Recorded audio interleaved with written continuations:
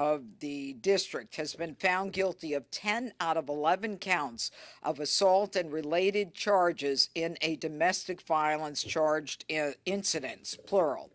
3 counts of assault, 5 counts of contempt. Some of those counts include communications, I'm going to destroy you, I'll make sure our kids hate you. He required that his wife use burner phones as part of his effort to evade accountability. There are 2 counts of obstruction where the wife was commanded to leave the jurisdiction so that she not appear for a first trial that was scheduled in June of 2024.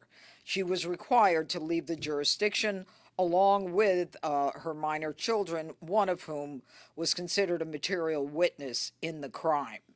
It ended up that she stay, as he dictated, with a friend of his from Kentucky. This is a friend that he met when he was in state's prison as part of a 11-year federal sentence for armed bank robbery. His friend was a former mate from that prison, and his friend is the one who housed his wife and the children. And she and the children were found only after Tennessee highway authorities had issued an alert to locate her, and she was brought back to the jurisdiction. He continued in his abuse of this victim, and he continued to assault her. And yes, Shon Hopwood is a second felony offender. He is an individual who is parading around as a prison reform activist, a batterer who left his handprints on his wife's face and the mother of his children, a batterer who left his wife with a black eye, a batterer who caused his wife to have a chipped tooth, and a batterer who broke his wife's finger. And when the MPD were asked to do a wellness check, he lied and told the police that she was at a concert in Maryland. His children were required to tell the police the same thing. But, kudos to the MPD who insisted on checking things around the house and found his wife bruised and beaten in an almost catatonic state, hiding from her husband.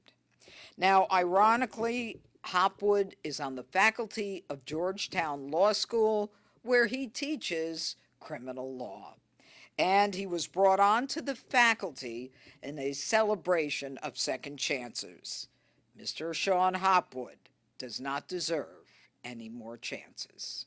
He will be sentenced on September 28th in Superior Court. Is it 28th? 18th? Yeah, he will be sentenced on September 18th in Superior Court. He faces a minimum of 5.5 years in prison.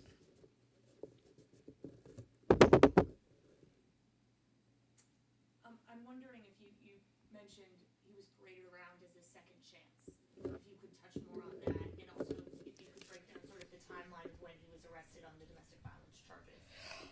I believe he was arrested in, was it 23? September 2023. September 2023. And I believe that I don't have the indictment in front of me. It's the second time I don't have my indictment in front of me. What are the dates of the crimes? So one was from October 2nd, 2022. One simple assault was from April 28th, 2023. And the other 2 simple assault counts are from September 21st, 2023. Okay, and he was very much into the passage of the First Step Act, saw himself as a poster boy for that.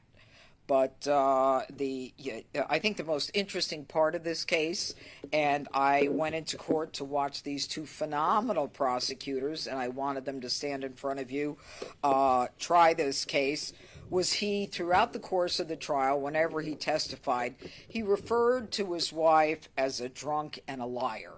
And that is something that police and people involved in domestic violence hear over and over.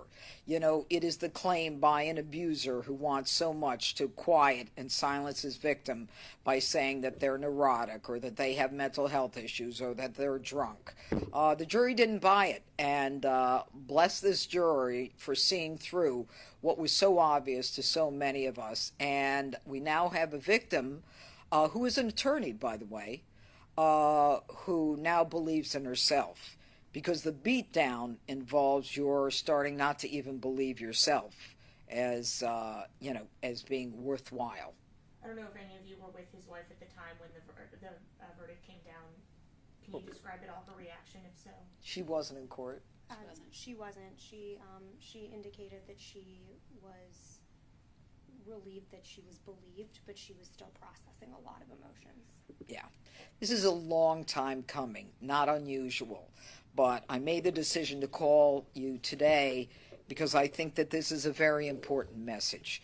And I think that people in the district who may not be familiar with me need to understand that this is a passion and that women are not going to be beaten without there being some accountability by the justice system. The minimum sentence, you said, is 5.5 years, and the max sentence is? We're not sure what the max is. Again, there's enhanced penalties for the fact that I think it is the, which is it, the contempt, or is it the obstruction? Yeah, that, after a pretrial release, you're given certain, you're given the benefit of pretrial release, and he continued to commit crimes. And then there will be increased sentencing based upon his telling her basically to leave the jurisdiction so that she would not be here for the trial. And he had an old cellmate from federal prison who made it easy for him to try to hide her. But he wasn't going to hide her from us. All right, everybody? Have a good weekend. Thank you for being here. Okay.